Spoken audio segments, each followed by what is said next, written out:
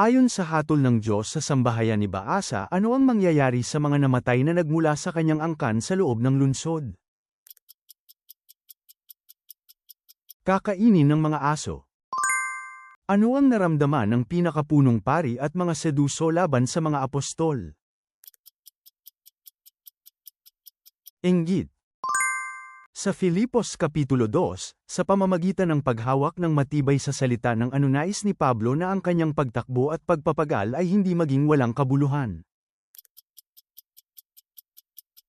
Salita ng buhay. Anong doktrina ang pinaniniwalaan ng mga Pariso ngunit hindi ng mga Seduso? Muling pagkabuhay at ang pagkakaroon ng mga anghel at espiritu. Kagaya kanino ang paraan ni Haring Asa sa paningin ng Panginoon? David.